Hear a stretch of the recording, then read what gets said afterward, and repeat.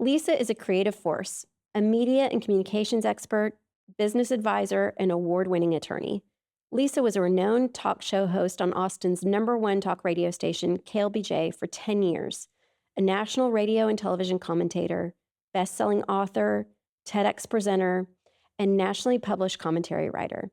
She founded media and communications company Lisa Serves in 2012, where she advised and served think tanks in Washington, D.C., civil leaders, and nonprofit organizations.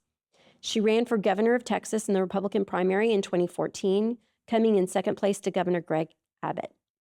She has over 25 years combined experience in executive communications, media strategy, business consulting, complex contract negotiation, risk mitigation, and business go-to-market as a legal counsel. Please enjoy my time with Lisa.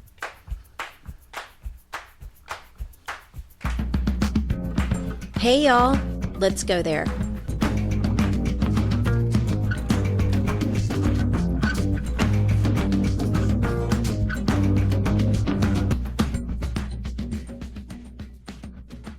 And I'm going to do something unconventional here. Ooh, it's 11:11. Oh my gosh. Okay, you totally know. I'm a woo-woo. I parked my car in 44, which is an angel number for me. Oh. Yes, my mom's mom died at 444, and I looked up that number, and it just means your spirit guides are with you. 44, 4, and of course, 11:11 is a predestined time. Yeah, obviously. So everyone, we're starting at 11:11 with Lisa Fritsch, and this is funny because I didn't know this side of you until we started to do our prep work, and I was like, "Ooh, we have so much to talk about." Yes. But before we even go there, I'm actually going to do something unconventional. I'm going to read the email that prompted this podcast to happen. Oh, wow. So I was sitting at home and I received this email right before Election Day. And it says, "Friends, excited to share a personal update and humbly ask for your support. Please follow me on Instagram at ATX Lisa Fritsch as I drop a re-release of my ebook, Politically Corrected, Corrections from a Former Black Republican Conservative. I can hardly believe it's been 10 years since the gubernatorial run, and as many of you know, I've run from all things political until now. I want to be a part of activating loving energy and bringing light to the present political darkness engulfing this upcoming 2024 presidential election. My hope is that sharing the lessons that redirected me to care more about how to love others for who they are rather than for how they vote will resonate with and inspire others. With no political agenda in mind, my intention is to encourage people to feel heart-centered before walking into the voting booth."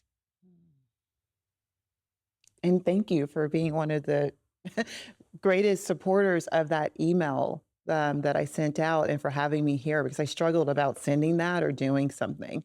So, wow. And we're here because of that. Thank you. Yeah.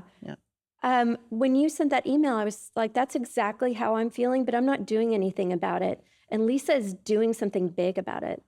Well, I would say you're doing something about it, not really just centered on the election, but you're doing this and spreading loving energy and sharing your story and calling other people out of their shells and opening up to understanding what we've all kind of been experiencing. I heard the dark night, you and I talked about that. And so I think you're doing something. You just didn't direct it politically at that time, but you're definitely doing some and a lot. No, thank you, Lisa. Yeah, you are. That's very generous. Okay, so I want to know what prompted you to write that email. You said you had some second thoughts about whether or not to do it. What made you do it? So actually, I had a friend. So you couldn't escape this particular election, no matter where you were or what you were doing. And I had a friend who'd gone to Michigan to knock on doors for Kamala Harris. I had friends contacting me, asking my opinion about the election. And of course, I don't really do that anymore. And I'm not politically active. I don't really listen to the news very much. I don't get involved in like civic discourse really. But I did have just something stirred me this particular cycle. And because it had been 10 years and it's taken me 10 years to really embrace my political past, I thought I wanted to do something, especially because this particular time has been so contentious, so polarizing. so very, very, how do you say, um, Toxic. toxic, really, on one side or the other. Like people after Trump won, they were very devastated. So either way, it was going to be, there would be a lot of feelings. If she were to win, the red side would go. I mean, people were planning that there could be protests or violence and things like that. And then if he won, literally there were friends in tears in bed all day. And so knowing when you're have been part of something and we are part of it collectively, I thought, well, I think this book could actually maybe make a difference again. Mhm. And it wasn't just, I was inspired not just by myself, but, Jen Hatmaker, she'd sent a post that said, it's possible to go in and vote in love and not in fear. And I thought, yeah, that's exactly right. Yeah. Because there was a time when people had different political views, but it wasn't a mandate on their identity. And it wasn't polarizing with your neighbors that you put a sign up if you voted for Reagan or voted for someone else. But now we're in this era where who you vote for politically seems to say a lot more about you than how you want the economy to be, or what policies you agree with, education or social issues. And so that was really kind of it. And I thought this book came to me, just kind of flew out of me. And it was not political, but it was kind of a little bit of a message, I think, to more of a conservative side, to ask them to think differently about what it meant to be a Christian and what it meant to be religious. And when I wrote that, I didn't really edit the book. When I wrote that, I was more of a religious person, and I'm not anymore. I'm more spiritual. Let me stop you there, Yeah. Lisa, because people conflate these two things. Yeah. And Yeah. from my perspective, they're different. They're very different. And so, Religion is a man-made construct. okay, yes, Yeah. let's talk about this a little bit. Yeah. And I grew up Baptist, all about Jesus, and I still really love Jesus. And let me make that clear. But I no longer subscribe to all of the man-made constructs around who he is, but I love the New Testament. Mhm. I started dabbling in Catholicism about 15 years ago, and that led me to have this appreciation for Mary and the saints. And I'm like, that's very interesting. So it put me on a mystical journey. And then, of course, I think you and I have this in common too. When I was at UT, I studied Japanese language and literature. And so then I learned a little bit about Buddhism. I was curious about that. And I was still very Baptist religious at that time, so I just kind of put that aside. But when I started learning more about the mystics and the saints and adoration and Mary, then it led me to think more about the Buddhist mindset. And then I studied a little bit of Judaism too. I love, a lot of their, and the common thing with all of that is very similar to the New Testament. And the one tenet that is constant is what is in one is in the whole. Ubuntu. Ubuntu. We are so divinely integrated and connected that religion has nothing to do with us. It has nothing to do with us. It's a perverted kind of idea of this core philosophy that what I do to you, I do to myself. And until we really understand what that means and how it impacts us, the decisions we make, we really won't step into the fullness, I think, of our humanity in the way it's intended, which is meant to be divine and a lot more powerful than we give ourselves credit for. Okay, so I want to talk about the book, but I'm also intrigued about this aspect of your journey too. So where do we want to go first? Do we want to talk about the book, or do we want to talk about wherever you want? Like, where do you guys want us to go? Tell us. Well, exactly. Okay, we're going into the spiritual journey. Okay, so how did you go from being religious to this kind of awareness that you have now and the spirituality that you have now? I think it was the dark night of the soul moment, for sure. I was so certain that I was on this right path. I was so certain that I was right about all of these things I was espousing on the radio and on the political campaign. And actually, the way I even came to run for governor of Texas was a spiritual moment. I was in adoration. I'd been a very low level, I know low level now. At the time, I thought it was important. of the Republican Party, like speaking at things, doing consulting, think tank stuff. And um, I heard in a meeting, I was like, oh my gosh, it's so exciting when New Davis is running. Well, who are the Republicans going to run? It's maybe a time they get put forward someone else. So naive I was. They're like, are you kidding? Like, it's Greg Abbott. He's going to run. Like, he's the next person. And then after him, it's going to be this person. And I was just so rattled and annoyed by that. And I thought, and I'd already had moments where I thought, I'm not in the right spot. What am I doing here? There was things I was saying on the radio that my soul was pushing back on me a little bit. Like, do we really, you really think that way about people like that? Is that really who you are? So I'd already begun to get inklings and rumblings from my soul that like, maybe Doesn't feel right. doesn't feel right. Like, and then, had this spot where I was coming on as a guest on Fox News Channel, and I really wanted that to materialize into something. And the stakes kept getting higher on, what my voice was and what my stance was. And it was just, things were starting to really unravel for me spiritually then, and just liking the kind of person I was. So anyway, I go to adoration to process this, and I'm so upset. And I'm just like, why can't there be some woman, that I could vote for, who would go out and talk about these things and at the Republican Party from these perspectives? And I really did just hear this still voice inside of me say, well, you go do it. I was like, that's the craziest thing I ever heard. Did y'all hear that? I'm not doing that. Like, okay, I laughed it off, but I couldn't. Once your It soul got tells louder. you something, you Yeah. can't unhear that. You Yeah. can't unhear that feeling. And so along the way, I said, okay, well, if you want me to do that, tell me who to tell first, because this is just crazy. Whoever I tell is going to be like incensed. I have never been a political candidate, never run for public office. And so I'm having my daughter's birthday party. And one of the moms, I knew she had some background in DC, but I decided, I'm prompted to tell her, it's like, Betty, I'm going to run for governor of Texas. What do you think about that? And she's like, I think that's amazing. I think you'd be great. That's a great idea. And I'm like, are you crazier than me? We're all just getting a little bit insane. But from there, I just relied on spirit to direct me, who to tell, who to ask. And we had this like rinky kind of wonky campaign.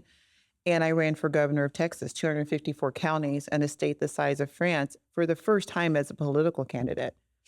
Yeah, crazy. But I think everyone should do something. We all love to highlight platitudes and put quotes on our mirror, be the change you want to see in the world, right? But you actually did it. I did it, and I think more people should do it.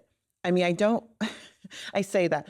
I recommend it because that is what led me to who I am today, right? It broke me down completely. It was the most challenging thing that's ever happened to me, especially the fallout after that. But my community, my world is so much bigger for challenging myself in that moment. Yeah. Lisa, I want to talk a little bit, if you don't mind, about that process. And you said it broke you down completely. And at one point, when you and I were talking, you said it was like walking down I-35 naked every day. Oh, yeah. I mean, after the campaign, people would come to me, oh, it's so courageous and it was so great. And how did that feel? I never once felt it was courageous. It did feel like I got up every morning during that 7 or 8 months and walked up and down I-35 naked. That's how it felt. Because I realize now, if I'd been running now, you couldn't have, it was like, who's going to check me? But I was 37 years old at the time. I was not fully into my own power. I knew that I had a strong purpose and I knew that I had a right to be in the arena. I didn't know how to advocate for myself properly when I was in there, is the difference. And so it was constantly, why are you running? What are your policies? And listen, I didn't have policies. And the woman I told said, you're going to have to get some policies. I was like, God, we need policies. People are asking me what I stand for. And I literally get up in front of people and fireside chats or these organized events. And I'd be like, okay, I need you to tell me what to say. And he would download things to me in a way that was very biblical and spiritual. So My platforms were women's rights, the abortion issue, how life is a miracle, that the Republican Party should stop talking about life in a pro-life arena and just about how life is a miracle, period, to inspire.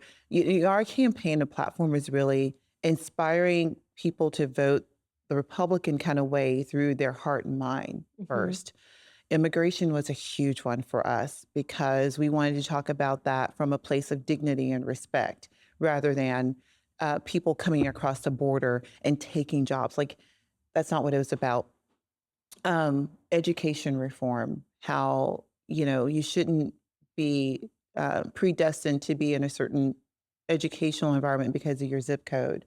And then economic opportunity for the underrepresented, microloans for Black women to start hair salons, or, investing in businesses the way we do at a macro level in this state at a very small level. So those were really great platforms that I'm proud of. And then I, had to rely on God. When I say God, I don't mean this white guy, in a robe who's judging everybody. I mean the universe. I mean a divine being, something bigger than myself, who's very omnipresent, omniscient, always with us. That's what I mean when I say God, just to be clear.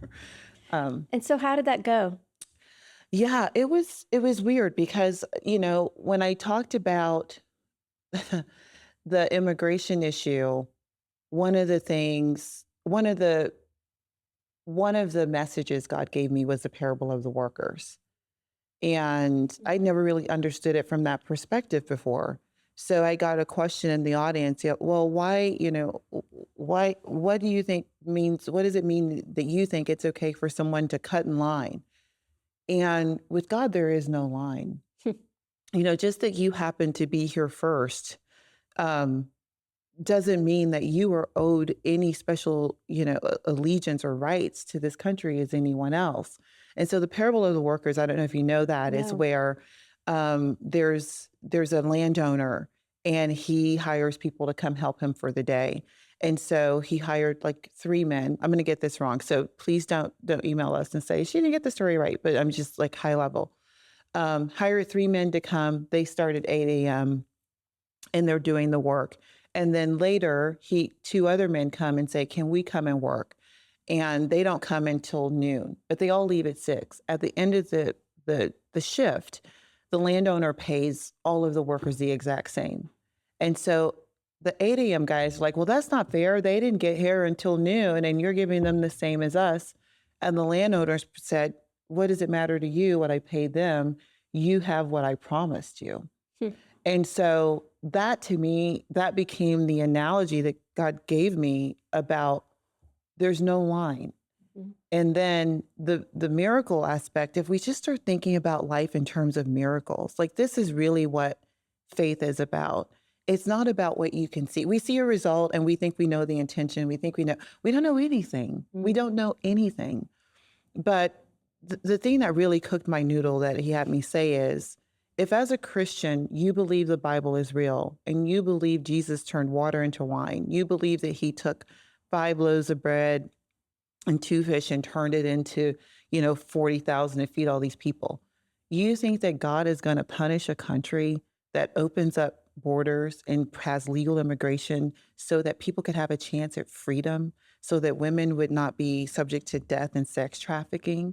You think that God would not bless a country that had the humility and the love in their heart to do that?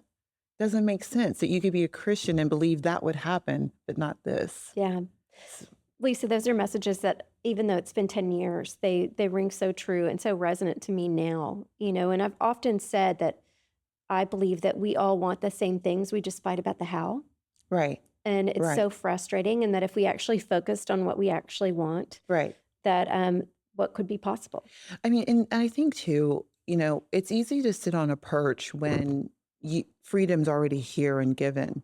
But, I think too, and one of the challenges I posed to the audience that day is, think about your mother. Is there any chance you think that if you just so happen you're born here on the other side of some border, if you were there, what mother in this audience of yours would not be sacrificing everything she had to come over here for a chance that your life could be better. Every mother would do that. Absolutely. And she should do that. I hope my mother would do that. If I were over there, I'd be doing Yeah. that. My mother did it. Yeah. And Mom and that's, dad did. Yeah. yeah. And that is really, it's a gift that this country has to offer humanity, that people want to come here and do better. It's our job to figure out how to have policies and how to erect a process that makes that orderly and official, so that people can come here and not live in the shadows and be undocumented and not be stigmatized. Yeah. Yeah. Okay, so I see, I mean, obviously you didn't win that race, but your messages are so powerful. How did you get from that to a dark night of the soul? What was it about this process that tore you down? Well, I think the thing about the process that tore me down is, being actually on the trail and being in it. And this is why being the change is relevant to all of us in our lives, is that it showed me who I did not want to be. Mm. I didn't, I had a great message and a right to be in the arena, but how can I say this in a way that's not disrespectful? I didn't want to be those men that I was with when I grew up. Those were not my people. I didn't want to be a politician in that sense. So I learned a lot on the campaign trail about who I wasn't, what I had been a part of, and what, in espousing those opinions on the radio and in the person in the box, what I was agreeing to. And I didn't agree with any of that.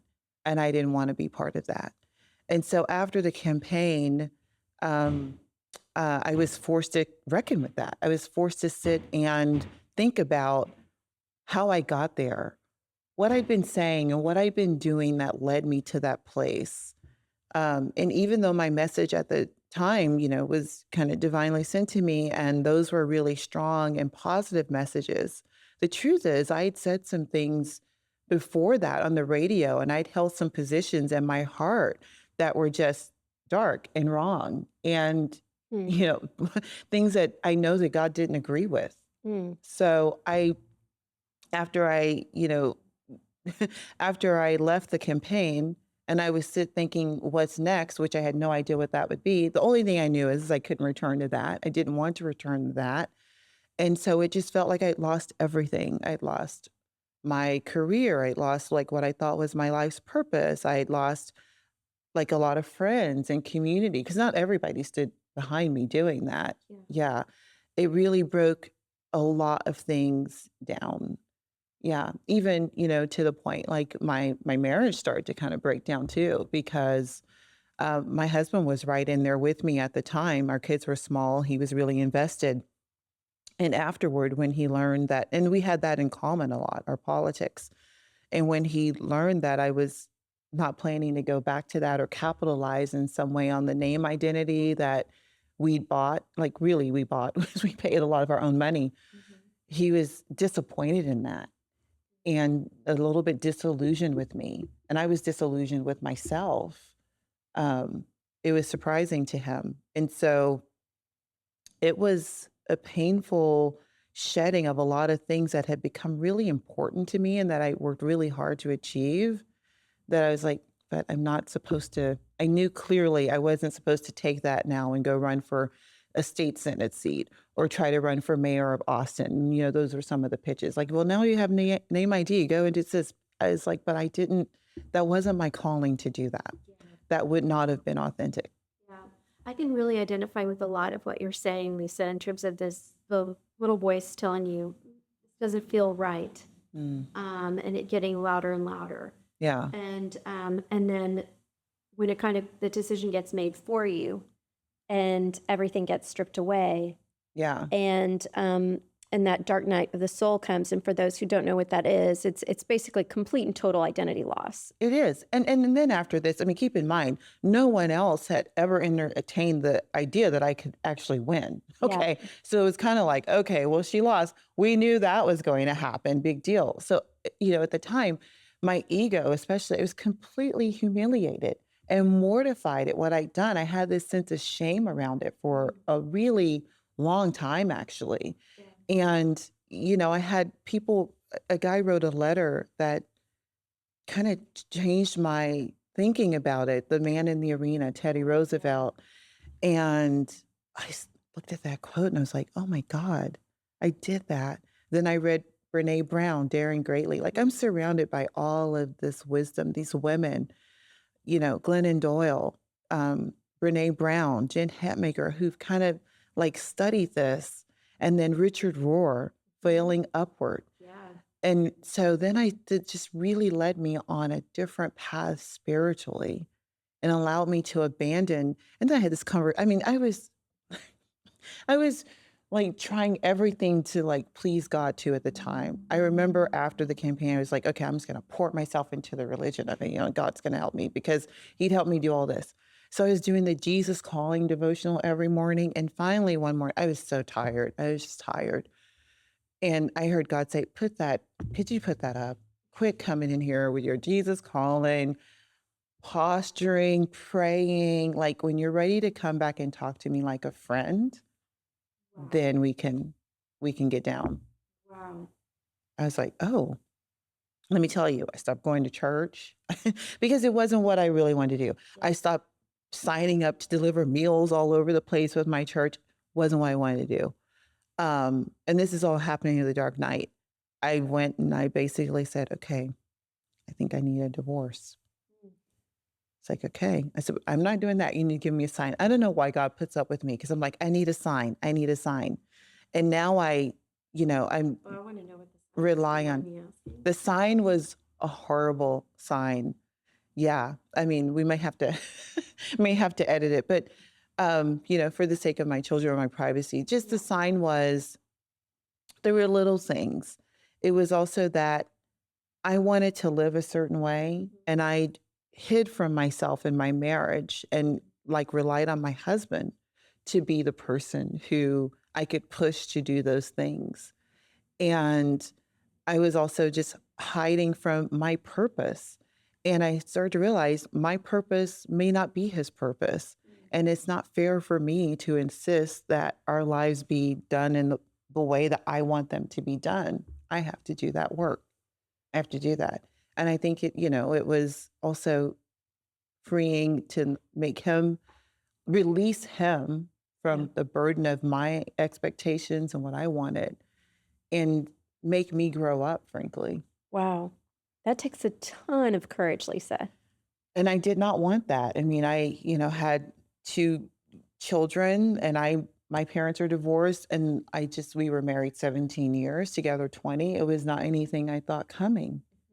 I didn't see that coming. And so we got a divorce. And I don't know what's kind of next. I have to rely on every step. I don't know who I am yet. None of us do. Yeah, I'm like, I know I'm not that, but I have no idea who I'm supposed to be. Yeah. So you're just shedding. I'm just shedding. And then I hear law school. I'm like, oh my God, I can't get into law school. I'm a terrible test taker. My GPA at UT, I mean, I barely graduated. It was like a 2.25. Like, what law school is going to take me? I always wanted to go to law school, but frankly, my GPA was so bad and I was such a bad test taker. I was like, can't believe that. Oh, I'm like, go get an LSAT course, dummy. Like, you don't have to sit there. Like, you're not a bad test taker. Go do this. So I did all these steps. I didn't get into UT Law School. I got into St. Mary's. Another thing we have in common, I heard you when you were in NI, you had to drive. To San Antonio. Yeah. My first year I lived in a dorm. Wow. On campus dorm, came home on the weekends. And then my second and third years, I commuted back and forth. So COVID kind of saved me because it allowed me to finish out my last semester from home. And I know COVID was terrible for a lot of people, but it was a saving grace because I was really like driving up and down 35. And I thought, if I don't die in a car accident, one of these trips back, I'm going to certainly lose my mind. Like I was, how that drive. We had so many near misses. We would carpool. We had so many near misses on I-35. It's a terrible drive. It's a terrible drive. One of my friends who's been on the podcast, Craig Cummings, called me from I-35 one time driving to San Antonio and was like, You are a warrior. I cannot believe you did this drive. I every called day. my mom one time in the rain. I didn't want to go to class. I'm like, I can't take it. I just don't think I can make it. She's like, if you think you need to go home, go home. But I'm not a quitter. Yeah. And I knew I could. I had a big bruiser truck that at the time, so I was like, I can make it. Oh, that's hilarious. But- I had a big car. His name was Hans. Oh my gosh, I named my cars too Randolph. My truck was Randolph That's because he was kind of like an old cantankerous butler type kind of a car. Like, Mine was a strong German that kept me safe. oh my, Hans. I love Hans. Yeah. Okay. Okay. So you're driving to and from San Antonio. Yeah. COVID happens. You're wrapping up your law degree. And I have no idea where I'm going to work because, I'm 4 years old, like with a law degree. And like, I couldn't go to a big fancy law firm. I mean, I went to St. Mary's University, great law school, by the way. I'm very happy that things worked out the way it did. But, there's no guarantee that I'm going to come out and make, a ton of money and compete with 25-year-olds. And so again, I had no idea. I get a call from a friend. He's like, where have you been? I haven't seen you. And I said, I'm in law school. I'm in a dorm. He's like, what? What are you doing there? It's like, keep up with me. And this is a friend of mine who happens to be a bigwig at Dell. And he's very humble. So I didn't know he was a bigwig. And we have coffee. And he says, well, maybe you should talk to this lawyer. I think they have an internship program. And I talked to the lawyer, internship program, and I get hired. And then I find out like, oh my God, he's a big deal, but no one knows I know him. They made after this podcast, but I still won't say his name. And so I go to the internship and there's 2 UT grads there competing and they kind of make it clear that there's only going to be like one job. And I was like, well, if anybody's getting this job from this internship, it is me. So I kill it. I just take on as much because I'm 45. I worked my whole life. So it was like, no way these little cute UT kids can beat me. And of course, they'll find something. They'll be fine. They'll be fine. But I take on a lot of work. I do projects. I raise my hand for everything. I'm slightly opinionated and bold and assertive, but not aggressive.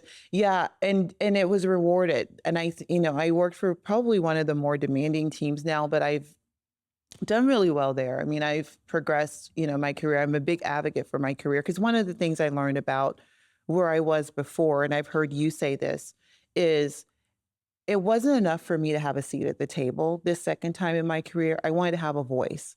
Yeah. Because last time in my career on the radio, in the men's arena, in politics, I settled for just being at the table. Like the door was open, but I was too scared to really use my voice when I got there. I was like, oh, well, it's just, I'm the only Black woman here. I was always the only this or that. Yeah.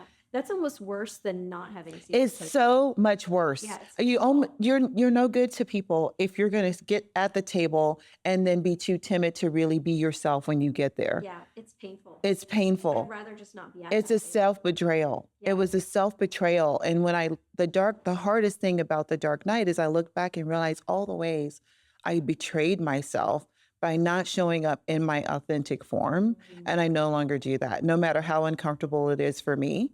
Yeah. Because it's been uncomfortable for some people where, Adele, frankly, too, who aren't used to that, Yeah. Let's talk about that for a second. Yeah. Because I think one of the hardest parts, and obviously this showed up in your marriage first, is when you go through this, and I for sure rocked my marriage. You go, and my kids and the people closest to me were like, what is going on with you? Like, Right. Carla has lost her damn mind. Right. And so how did the people you love and that are closest to you respond as you started to find your voice and find your authenticity? Yeah, it was rough. I mean, first of all, the kids had never seen this side of me going to law school in beast mode. I love it. Yeah, I was in I was not playing. I was like hard out there for a pimp, girl. I was like not playing.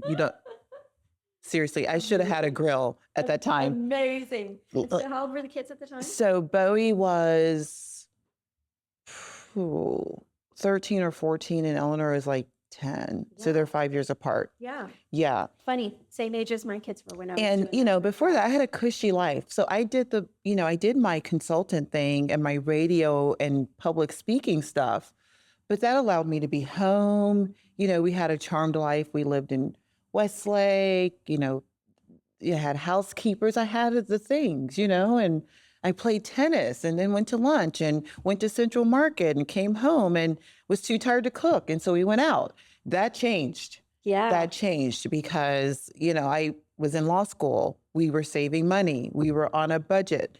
Kids had to do their own laundry, had to clean their own rooms. I started getting into, I cleaned my own house. I mean, it was little then, but I think it was shocking. I look back for them now and I think how much I owe them for carrying me those 3 years. My kids, my mom, and even my ex-husband at the time before, at the time we were very, very amicable and very close still. They carried me still, really. They did. They were scared, but they went with it. And that is so true. That sums it up. That's how I would sum up my family right now.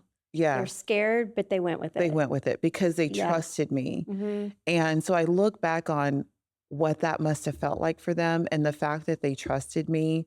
And I think they trusted me because I did spend so much time, knowing them. I don't hide things from my kids. No, I I'm don't. very truthful. I'm very honest and transparent about how it is in my life, how I'm feeling. When they hurt my feelings, I let them know it. Mhm. And it's, it's not very comfortable to be close to me. Yeah. My friends are like, oh, you're so great. But like people who are really close to me, they know that like I'm vulnerable with them a lot all the time.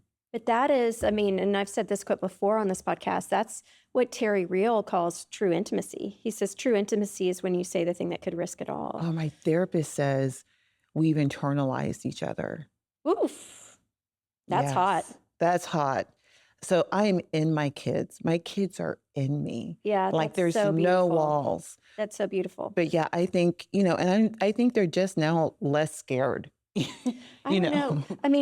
On one side, I want to say, have you told them, you said thank you to them? But on the other side, Lisa, I also want to say congratulations, because that is so formative for them to see their mom go from, living in Westlake, having the housekeepers, having the lunch dates and the tennis to, okay, I'm going to live in a dorm room during the week. You guys have to clean your own rooms. Like, the juxtaposition of those two things and seeing how hard you worked to get to become an attorney and then to see where you are now. Yeah. What a gift for them to get to witness that during super formative years. I think so, Carla. And one of the quotes I love from The Alchemist is how a lot of times we spend all this time trying to change the world on the outside, trying to help people be better, when really all we need to do is focus on how to get better ourselves. And then the world just kind of responds to that stimulus, that inner stimulus. So true.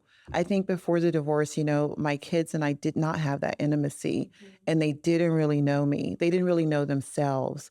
But I can see now how that was a catalyst to them becoming their very best selves. Yeah. Not to brag on that time, but it did show them the power of stepping up in their own lives. My son now is tremendous. He graduated from Westlake. He went to UT. Now he speaks Russian and Spanish, and he's lived in Kyrgyzstan, and now he wants to go to law school. And he's such a sweet and kind, thoughtful person, whereas, maybe it's just because he was 15 at the time, but, there were some rougher edges there that, some entitlements and things like that he has to work through, and he still does. And my daughter, she's thriving and doing very well. And so to see that it has helped them has been very comforting to me, that I didn't, F it up the fastest. No one wants that job. Yeah. But instead it did turn out to be something beautiful, because it was a very hard time. But when you're in it, I'm the kind of person, like when I was running for governor, people were like, how are you doing this? I don't focus on how hard something is at the time. My eye is always on the good that could happen if I'm successful. That's where I keep my focus at the end. But that can be hard for people around you, because they are still thinking like, what's happening here? Why do we live here? Who am I? And those are sensitive and tender years for them. But now I think we have come out stronger. But I'm just still actually kind of getting started. So hopefully, like, because once you have one dark night, you realize like there are going to be more, Oh right? God, Lisa, I can't do more. There's going to be, yeah, you keep kind of purging and starting over. Can I share with you? There's actually somebody said this to me. Actually, it's Karen who was on the podcast, and I called her. We are selling our lake house, and when when my dark night of the soul came, the identity I was really shedding was identity of tech executive, high-powered tech executive. Which, I mean, can we double click on that a little bit? Yeah. That had to be a hard identity to shed because you'd worked so hard to get there. And it's not just a tech executive, it's IBM. Yeah. It's a legacy company. It's, right? It's yeah, it was a hard. It's Jenny. What's her last name? I can't. Jenny Rometty. Like, oh my God, iconic and amazing. Like, not everybody gets to do that. Yeah, and I realize that, and I realize the gift in it now. But that was an identity within me, and to be honest, Lisa, I mean, kind of like the messages you were getting when you were starting to run. That I was getting messages that it wasn't for me, right? And that there were things that weren't resonating with me. It didn't feel right in my soul and in my system. Yeah. And for those that have listened, it was my body that revealed me. Like I was down 17 pounds, But what I realized in shedding that identity is I took on a new identity, which was like wild-haired lake girl, and it was, we're going to live out on the lake, and I'm never going to straighten my hair again, and I'm never going to wear makeup again. I'm going to live in cutoff shorts and flip-flops. I did that too. You do that, right? And it's so funny you said that with your body. After the campaign, I lost all this muscle. I was like the slimmest I'd ever been. And then right after it was over, I got really big, I think because I just wasn't eating. My body was nervous. So I had to go through a health thing. And that's another story. But same as you, I say I cut my hair, but really I just took all the extensions out and I started acting like a man. I just went into beast mode kind of. Yeah. I started like being overly masculine, just like, I've been there too. When I was in architecture school, I cut all my hair off and wore J. Crew suits all the time and looked like a dude. And so when I was worried about this new identity, so I had this new identity, which I quite liked, woo-woo lake girl. And I called Karen and I was like, man, we're selling the lake house and I'm grieving. The woo-woo lake girl or the IBM or both? The woo-woo, because you'd already grieved. Replaced it with. Right, right. And she was like, oh, honey, this is just one of many identities that you will create and shed over time. And they're all inside of you. And they're all what make you interesting. Yes. And I was like, it totally settled my system to hear that from her. And it's funny talking to you because I see all the layers to you. I see there's the radio talk show host, there's the personality, there's the TED, the TED talk, there's the running for governor. There's I'm going to be an attorney. No, I'm going to be a corporate attorney. There's the mommy homemaker. Mom. I was about to say there's the mom. There's an amazing athlete. We even talked about you as a tennis player, and so you have all these rich identities to yourself too. So it's funny because when you say we're going to go through multiple dark nights, I'm like, I don't want it. It was so hard. I don't want to go through it again. Get easier, don't you think? Because I you don't get know. used to I've only them. been through one big one. You'll get the big one is the worst one, and then I go through many because there's still times I mourn, kind of the life that I had. There's little parts of it that I miss, and it's so just profound for me to be here with you because I remember. Like, I love being an attorney, but I miss talking to people. I miss like talking is what I was born to do. And I was sitting like, it's so true. It's like, how can you make a living? Like, what do you want to do? Talk to people. Girl, pick up a microphone, start a podcast. Well, I'm here with you. I'm here with you. But I remember saying to God, like, if you give me any more opportunities to be in media, I don't care what it looks like, I will do it. And I'll do it right this time. And so, I joined the Austin PBS board. Doing that. Cool. And then I released that book. Now I'm sitting here with you. So I'm like, the universe is listening, answers our prayers. Yeah. Yeah. Totally. I totally believe in the power of prayer. And it's listening, and it's now you're doing it on your terms. Now you're doing it like you're relaxed, you're yourself. Yeah. Okay. So I want to ask about something you say that you sometimes mourn or long for some of the things of the past. Yeah. How does that inform where you point yourself now? So another good quote for you that I heard is look back, but don't stare.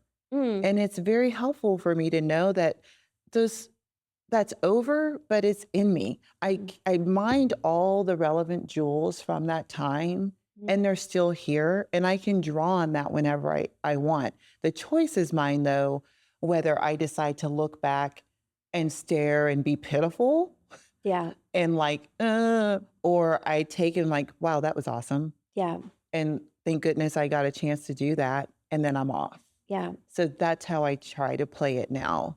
yeah. And there are still times, you're just determined to be pitiful and you have to let yourself do that for a couple of hours. But, I'm a firm believer in just in going forward. Yeah. Okay, I'm going to shift gears on you. We've talked a lot about your spiritual practice. I'm very much into this notion of mind, body, and spirit. Yeah. Let's talk about your physical practice. So I just mentioned earlier, Yeah. you have a reputation for being an incredible tennis player. Talk to me about That's so crazy. what are your physical practices? How do you keep yourself in such great shape, and how do you take care of yourself? So I've been working out literally since I was like 17 years old. I had a fat phase. I got fat working at Dairy Queen when I was 16. And I really, like, I'm in East Texas. And back then it's like you were fat shamed. Like it wasn't a thing then. People were just like, you're fat, you're too big, you can't wear that. Like now you would never say that to a young woman. I would never say that to my daughter. But it's just like, it was a different time. Yeah. And my drill team uniform didn't fit and my mom wouldn't let it out. And she basically said, well, you're going to have to find a way to get back into it. I can't afford to like get you a new drill team. They were like $200 back then, which was a lot. And I'm not letting it out because I've been letting you know that you're putting on weight. So I had to start exercising and I started this kind of running. And people don't really run in East Texas, but I was like, where in East Texas was this? Tyler. And Tyler. But Oh, I realized that I really liked running and I slimmed down really fast and I started to, go to a gym and I love gyms. And so my love of exercising was born and I loved the way I felt in my body. I started to get muscle tone and I really just kind of transformed myself and it gave me a lot of confidence. And so I've been an exerciser since I was 18. Like literally the first thing I do when I would move somewhere is like, where's my gym? Where's my gym? And almost I've, been a fanatic at times with exercise. So I've learned to like dial back and my body's just telling me I'm going to be 50. I can't work out like I used to, but primarily running. And I listened to your podcast and it's like, yes, the date run text. Yeah, like the run running text was the place to be in Austin in the 90s. That was the social thing. That was the social thing. Yeah. And so running became like a community for me, my primary form of exercise. The trail, I fell in love with Town Lake, which is now Lady Bird Lake. And so primarily I'm a runner, but then when my knees started to kind of give out, I got into tennis and I love tennis. I was so bad at it. And the reason I play singles is because when I was playing tennis at the time, I wanted to join a team. And she said, well, you're too bad for me to put you with somebody. I can't give you a doubles partner because you're just like, I was just really aggressive and wild. I just knew how I wanted to play. I'd seen Serena do it. I thought I could do it. Didn't translate. And she says, but you can play singles. And, that lights a fire under me when people don't think I'm good enough to do something. So, I was obsessed. I took lessons. I did clinics. I read tennis books. And I did become really good at one time. I'm not that good anymore. But there was a window where I did achieve like a 4 or 5 level and I became like a top player in the tournament circuit. But wow. Yeah, so tennis. And now I'm running away from Pilates, which is chasing me. I'm going to pull you in. Oh my God. Every time I see someone and I'm like, oh my gosh, you look so great. What are you doing? And they're like, Pilates. Yeah, I'm totally dragging you in. Oh my gosh, I'm it. so bad at Pilates. I don't like doing things I'm bad at and it's hard. It looks so simple, like move your arm this way. I'm like, how can that hurt? That's not true. You just told us you were bad at tennis and then became awesome. That's true. I give you a month before you're the best one out there. But I enjoyed being bad at tennis. I don't enjoy being bad at Pilates, but maybe that'll change. That's amazing. That's amazing. Okay, so back to the book, which is where really we started this whole conversation. So what's your hope and dream for this book, Lisa, now that you're re-releasing it? Wow, Carla, you're going to send some big stuff. I don't know. My hope and dream when I wrote the book was really just to get out of me, to explain to people why I ran, to make sense of it myself. I think a lot of writers write things for themselves. But I hope when someone reads the book that they're really inspired to understand how powerful we are to change the communities we're in and the collectives, not by how we vote or how we're trying to change other people, but how we can have more compassion for ourselves, for who they are already.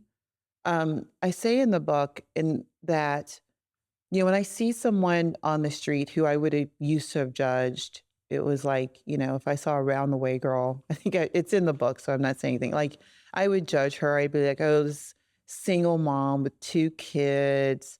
She's probably, like, I don't know, the Cadillac queen or whatever we heard. Instead of judging her, I'm her. We're the same person. And if I notice in her something where she's putting herself down or not seeing herself in her highest potential, it's really my job to help her see herself in that way, not to tear her down or judge her with my thoughts.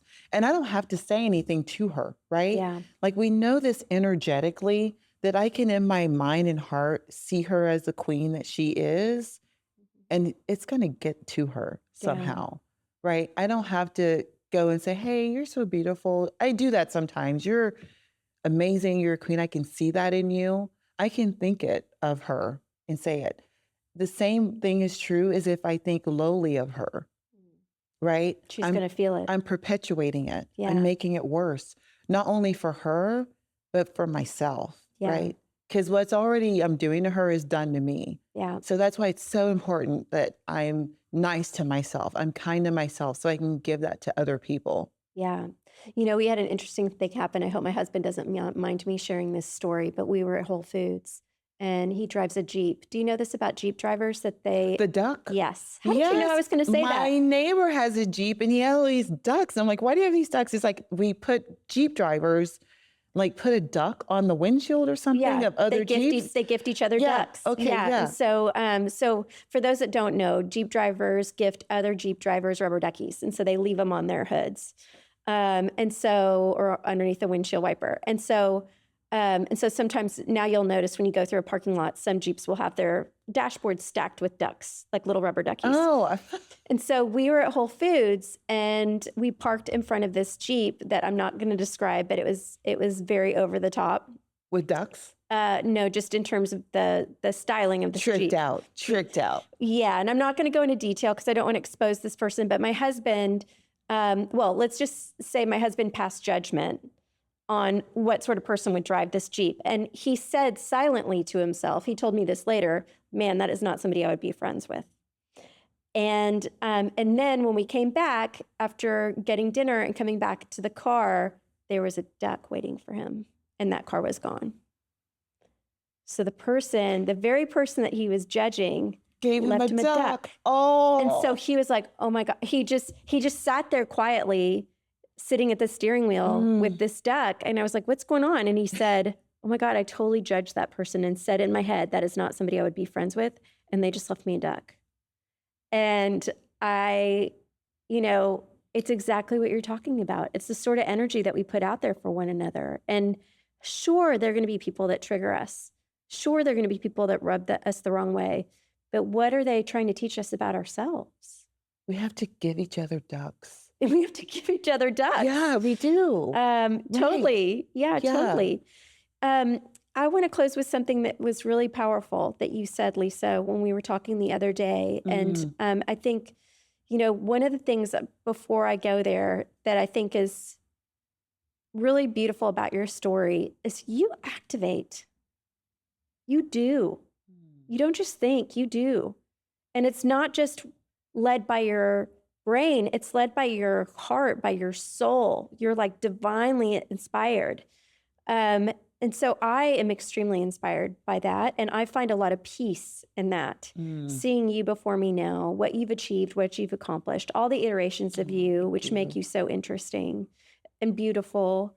But you said something which I think gives us all something to activate on, all something to do. And I don't know if you remember, but it was around what we're seeing right now in the world and in politics is just a mirror. It's just a reflection of who we are. Yeah. And what did you say about that? Well, I think kind of like you is we have to face certain truths. Mm-hmm. Like even just from when I think about, so take a little bit of a tangent. The way I got here really was I was always talking about race. That's Which how we haven't even talked about. We haven't even talked. Well, we'll do, because when I think about let's go there, and we need to go there. I thought for sure you were going to call me out on that. We need to go there because I was a really big judger of like Black people and racial issues. That's been how the Republican Party found me, is I was calling out all these issues and how we could repair what was ailing the Black community by certain decisions and things like that. Yeah, a lot of those prescriptive things were not founded in a heartfelt way. But I believe that you can't have conversations on sensitive issues like gender and race if you're not truthful about the person who feels victimized, about kind of their role in it. Yeah. Right. And so I say that because it leads me to where we are today when we think about like, how did Trump is here, right? We're all kind of culpable for that. And a lot of people will think, well, I didn't vote for him. I wouldn't have chosen him. I'm not that. But we're all making tiny decisions and judgments in our minds way before, we get the kind of leadership that we have. And I think that because what is in one is in the whole, our thoughts ripple out beyond ourselves. So we'll look at a particular leader, in this case is Trump, and we'll see things about him that are undesirable. The way he handles immigration, or the way he talks about women, and the way, there's this very aggressive kind of competitive nature and scarcity mentality, us against them, that he incites in people. But then if we all think back, to our own thoughts, when we're tempted to be competitive with the person in the next cubicle, or put ourselves above them, or squash on them to get a better project so that we can be seen, we're kind of manifesting that in the world, in our community. And so who we are gets shown to us through where we live, through who leaders who leaders we elect. And we look, and then we look at them and like, how did this happen? Well, we are always kind of creating that. And it's never too late to create something new. That's the positive thing about that. So while we do have a leader that certain people, that not everyone's, crazy about, or that they think shouldn't be there, don't think of it like that, because you can't solution that with thinking negatively about him or anything else, but you have to send love and light and energy to him as a leader now, because he is who we have. And so sending that loving energy and light, that he could be a statesman, that he could be a good leader, that he could be compassionate. And I know this is hard to do. Having compassion for him is really it's the best way, the most power we have in changing it and to making something beautiful out of that situation. Does that make sense? Yeah, it makes total sense. But Lisa, I cannot believe I didn't ask you about your experience as a Black woman. Oh, no, that's okay. And so it's not okay. That's a significant part of who you are. And so, but what's interesting, because I heard you say this too, it's a part of myself, and I know why you don't pick up on it, because it's not anything that I really think about all the time. So in one of your Do you interviews, think that's our generation? oh my God. Because In we one were of your, taught not to see color, quote unquote, which is really bad. okay, so I think it's bad, but I also think it's good. I'm conflicted. So remember in one interview you said like the gender thing, like you tended to kind of just like ignore it in a way. Yeah. And just get on with the task at hand. Yeah. I was raised to do that.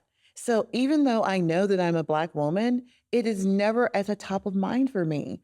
It is more now, but when I was coming up through then, I was so programmed against thinking about my race in that way that honestly, this is so crazy to say. I've kind of like almost not forgotten, but it makes total sense you didn't ask about it because it's not really the way I see myself. And I also, I mean, I don't know if I want to even say this out loud to people because it's so bizarre, but I think like religion, race is a man-made construct. It's also a construct. Yeah. I don't believe it. I don't believe in it. I don't believe I'm Black in a way that people like categorize it any more than I believe I'm a duck. But the reality is the world sees it. But I don't believe that either. So, okay, I'm going to tell you a story. Okay. So this is so fun. That changed my perspective, and it was like hardcore. And Dwayne, I love you, because a dear friend of mine, Dwayne, confronted me. This was probably one of my hardest days in terms of a friend confronting me. Okay. But we were in the seminar room and we were talking about race, and we were reading Coates' letter to my son. And for those that don't know, Ta-Nehisi Coates? Yes. Oh yeah. And so that's the letter. For those that don't know, is the conversation that every Black family needs to have with their son, and probably both sons and daughters. Interesting. At every stage, at some point in their lives, and every Black child's life. I need to go look at that. Yeah. Okay. Oh God. It's the loss of innocence, that conversation. And it's basically about how the world views them and why they need to be careful. Okay. So we were having a conversation around this reading, and I was just distraught over it. I was so grief-stricken over it. I couldn't even speak. And my friend Dwayne said to me, "Where are you in this conversation?" And I just couldn't speak. My eyes welled up with tears. And I said, I was part of a generation, because I'm a little bit older than Dwayne, where we were taught not to see color. And he said, "Carla, if you teach your children to not see color, they are putting my children in danger." And he said, my son will come spend the night at your son's house. Your son will think it's a good idea to go out and toilet paper a neighbor's yard. The difference is my son is 6 feet tall and looks like a Black man. And he said, and your son is under 5 feet tall and looks like a white child. Interesting. And he said, so what happens when our sons are in somebody's front yard in the middle of the night is my son gets shot. And he said, so you need to know that your son has to see color, because he has a responsibility when he's with my son to take good care of him and not to put him in harm's way. Okay, I'm going to push back on that just a little bit. Okay, and you have every right to, by the way. And I love you too, Dwayne. Okay, but so, oh God, there's a lot to unpack there. So 2 things. We're all kind of responsible for who we are in this skin we're in. And none of us chose this skin. Yeah. But we can choose, I believe, how we moderate ourselves in this skin. So I'm okay with seeing color from a point of view where it's like, it's a window dressing. I don't like ascribing to color in a way that it sets limitations or it puts a burden on. So it puts a burden on your son to see his friend as other, or to assume that someone else is going to harm him or see him as less than. Why walk around the world presuming the worst, that everyone's going to think the worst about you? Mm-hmm. How does that serve you to be your highest, most empowered self as you live on the planet? How does that serve you? If your race is something, because I grew up thinking that being Black was amazing. I grew up around all these professional. By the way, so did strong, I. I grew up with a black, yeah. a big And I'm black going to be community. honest, I always felt kind of bad for blonde-haired girls. I was like, oh my gosh, they're just so soft. Like, bless their heart. Like, I always thought I was like the upper, honestly. I knew history. I knew Black history about slavery and the civil rights movement and how certain people, and how the American system, was racial. I was aware of racism, but the way I was raised is that I had the power through my choices and who I was and how I presented in the world to change that. And so it took me a while. I never bought into the whole like kind of people are going to see me a certain way and as a victim. I'm going to be honest with you, Carla, like, and I hope, and I'm not inviting this. And the difference between me then now believing that and now and saying what I'm saying now is there's a difference is that I know that that's not everyone else's experience as a Black person. And I know that they weren't raised with those same kind of that programming and that instruction. And I also know that we're not quite spiritually at a level where we are ready to say it is possible to look past color and it is possible for Dwayne's son and your son to go and toilet paper a house and the neighbor just to see two kids. I believe that's entirely possible. And I'm not ready to give up on people that that's possible or that they just would see Dwayne's son as a 6-foot Black guy and then just want to pound him. I'm not ready to accept that because I've seen, and with my own son, he's kind of geographically ambiguous like you, but bless his heart, driving to school in Westlake, he was driving on the wrong side of the road. He's very smart and a genius, but like, he's not like social. He doesn't know Steph Curry. Like he doesn't know stuff like that. But the police stopped him in his little Volvo and so nice to him. He's had a couple of run-ins with the police here. They've been so nice to him and so wonderful.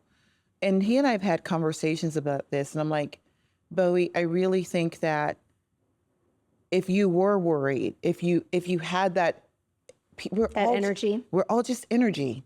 We're all energy. And whatever we think about ourselves and who we are, that's exactly what people think about us. I believe that. Yeah, I've also heard you invite what you fear. You invite what you fear. So if you're walking around carrying that energy like, oh, you're going to see me different or you're going to do, so like I had one really big argument with another Black woman one time. She'd walked into a fancy department store and couldn't get waited on. Like they just ignored me and all of this stuff. And then I went, my credit card was declined and then they treated me like a criminal. And I'm like, okay, well, first of all, you're in Neiman Marcus. So we all get treated that way. You're in Neiman Marcus. Well, no, but even before that, I'm like, you're in Neiman Marcus. So life isn't that bad for you to start. True. Let's like, look at where you are. You're in Neiman Marcus. Yeah. All right. And they're snotty to everybody. And so this is to looking at the result and thinking there's the intention. The result was she got really bad customer service and she, her credit card was declined and they treated her a certain way.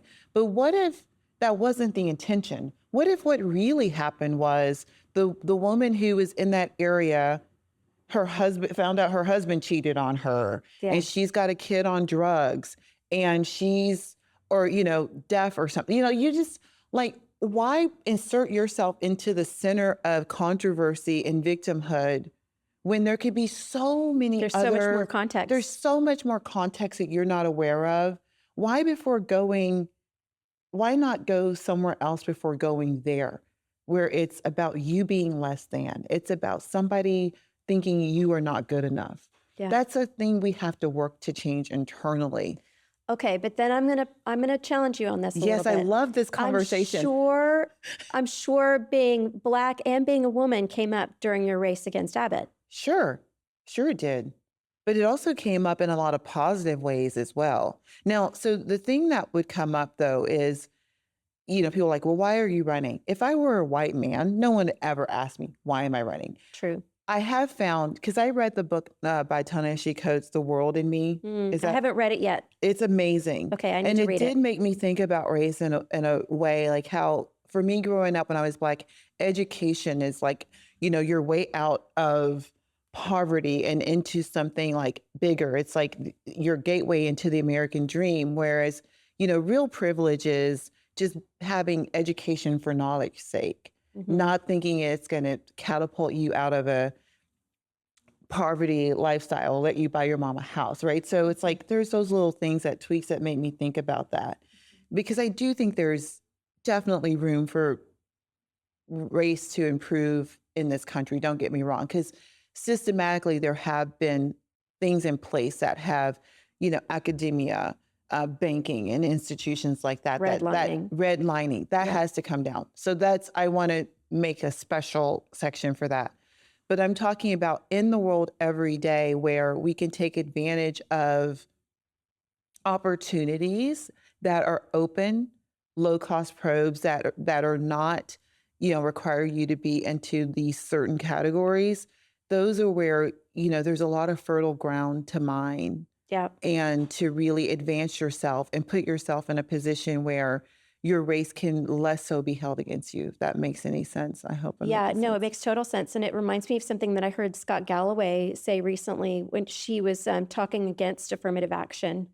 And interestingly, when I applied to university, I put white on all my applications because I wanted to get in on my own merit. I didn't put that I was Hispanic. I wanted to see if I could do it on my own.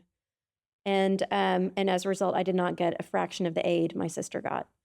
And I was putting myself through school. So that hubris was an issue. Interesting too, that you could have a choice. Because like, to your point, I can't walk in anywhere. You don't have and a be choice. Like, right. I can't walk in anywhere and be like, you're a white person. Like I can't pass. Yeah. So that's it. We could do a podcast on that alone. Yeah. Because I'm ambiguous, I have the choice of I can be a chameleon. I can be whatever you want me to be. But I heard Scott Galloway talk against affirmative action. I think he had a really valid point where she was saying, and he was talking about, it was actually the day before the election. And he was saying, we've left behind this whole part of the population in the center of the country, and primarily white men. And when the, kid in Appalachia can't get into a university because he's white, but doesn't have this, to your point, education is this way out of poverty, then we have an issue. And so I think that dovetails nicely into what you're saying, which is, at some point we have to look at the disadvantaged as a whole and make sure that we're not missing those that are getting left behind. I will say I have so I have all of these little inconsistencies, like carve outs. When it comes to affirmative action, the one dissonance there, though, with that in the Black community is that academia, like Blacks weren't allowed to be educated for so long. Yeah, it was needed. It was needed. And because of the way the way we set up education in our system right now for the primary years, K through 12, where you only get the quality of education that your mortgage can afford, is disadvantages more people of color. I think with affirmative action, there's room for that process, but not in a way that where it is just your race.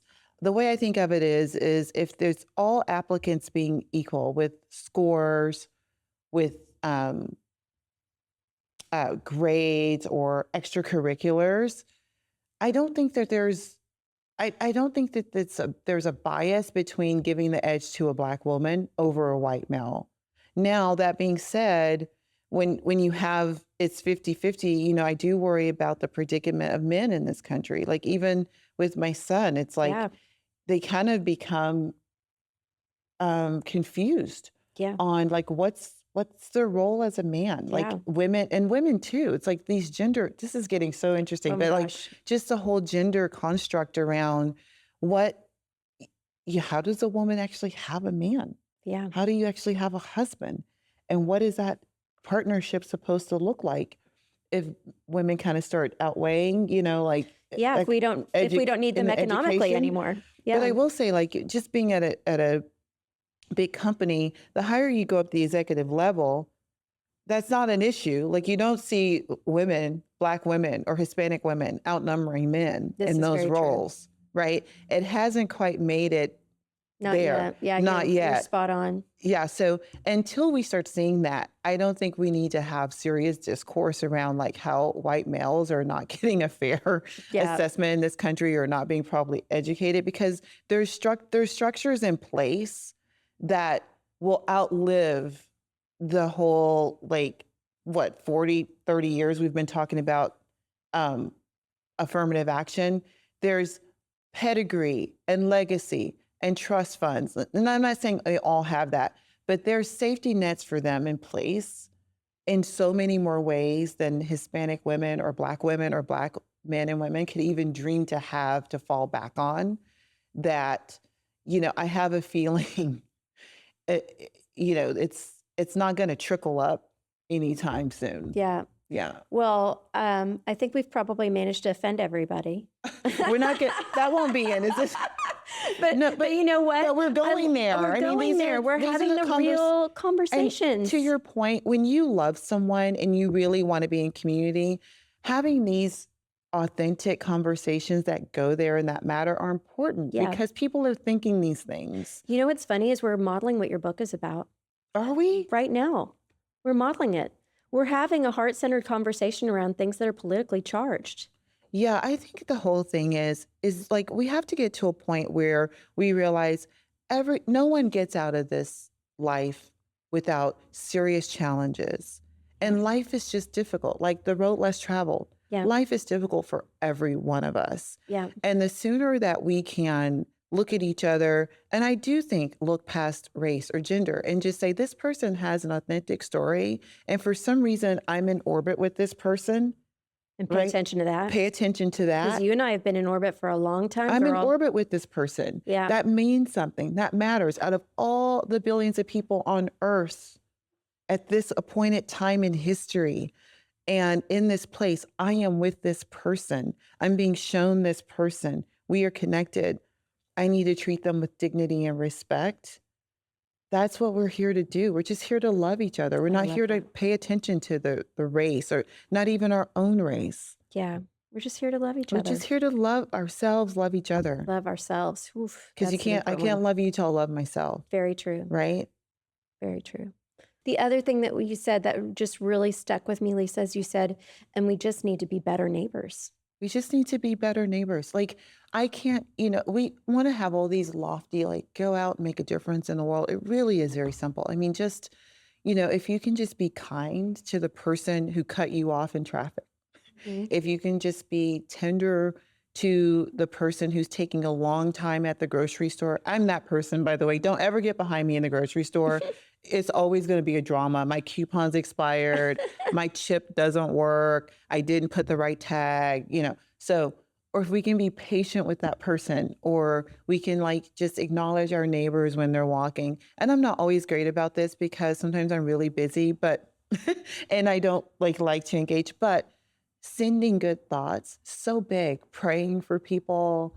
Those are all very powerful, I think, ways that we play down and don't have faith that can really bring miracles. Yeah. Yeah. There's a Buddhist meditation, I'm forgetting the name of it, where you can send basically healing vibes, good vibes to somebody else. Yes. And it's a meditation, it's a practice. Ooh, send that to me. Yeah, I need to figure out the name. I'll find out the name and I'll send it to you. Yeah, I believe in that. Yeah, totally. I do too. Well, Lisa Fritsch, you are magical. Oh, I'm so grateful that you would spend time with us. And I'm looking forward to the beginning of this friendship. Oh my gosh, I'm so excited to be your friend. Really, I mean, I admire you, and I admire you even before you were doing this. Like, I followed you from on the periphery, right, through other people and from a Google capacity. But to be able to sit here with you and share these wonderful feelings and stories and so many common experiences. Oh my gosh, we have so many shared experiences. I'm sure we could just do an episode just on that. We've been living parallel lives for a while now. Amazing, like the UT thing and that, your Spanish. I mean, I just love everything. So we'll connect for sure offline, and I'll give you the name of my energy healer too. Oh yeah. Oh, we got to compare notes on all that stuff, girl. I'm super into it. The woo-woo. Totally down. Blessings. Thank you, Lisa. Thank you. Thank y'all for listening today. If you're so inclined, please follow, subscribe, download, share, all of the things so that we can keep going. We appreciate your support so much. If you're interested in learning more, go to thecoeffect.co.